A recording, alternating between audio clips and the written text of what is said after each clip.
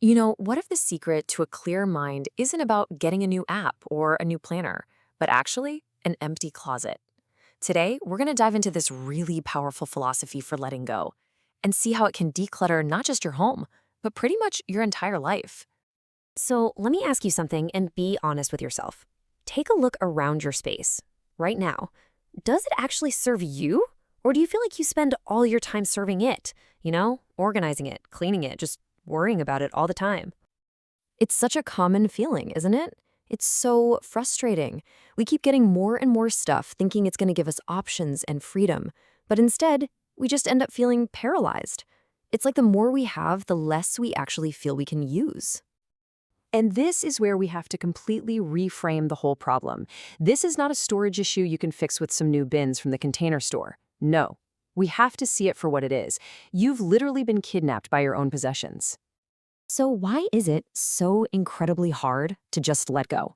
Well, it almost always comes down to one of these three things. We use our stuff to distract us from what's happening right now, to hang on to some memory of who we used to be, or we use it as a shield against a future we're scared of. Really, our clutter is just our anxiety made visible. But here's the good news. There is a way out, and it comes from a Japanese philosophy called Danshali, created by Hideko Yamashita. It's this beautiful, simple framework for taking back control. So let's break down what it means. Okay, so the first pillar is Dan. Think of this as your frontline defense. It's about becoming the bouncer at the door of your own life.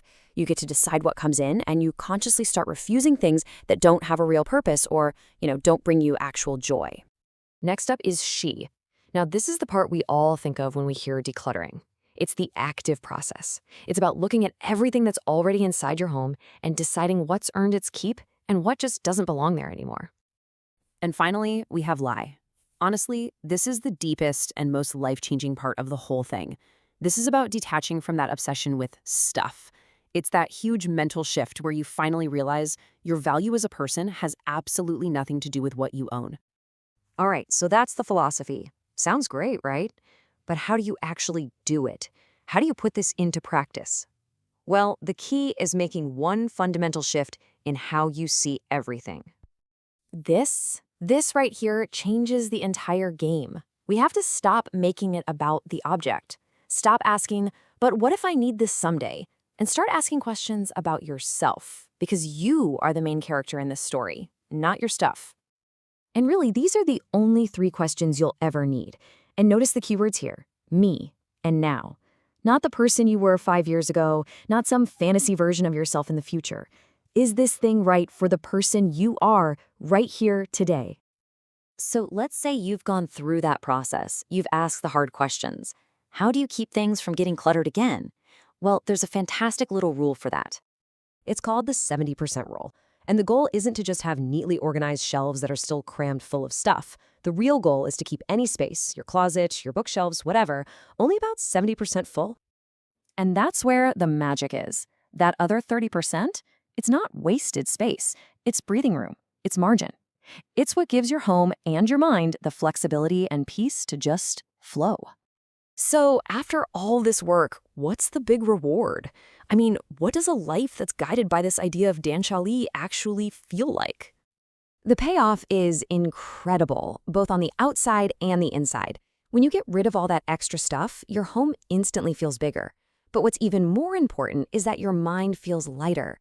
You just feel less weighed down and way more in control of your own life. Because when you get right down to it, Dan Shamarili isn't really about having a clean house. It's a workout for your mind.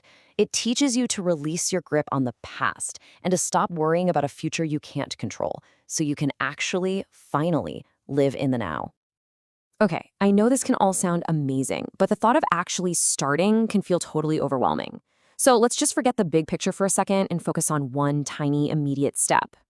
Seriously, you do not need to clear your entire schedule for a weekend. You don't have to pull every single thing out of your garage. Real, lasting change starts with one small decision you make right now. So here it is, your mission for today. Don't overthink it. Just find one small spot, a messy drawer, a cluttered corner of your desk, anything.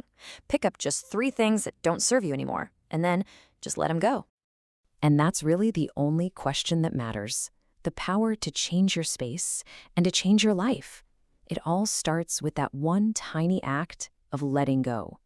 So, what will it be for you?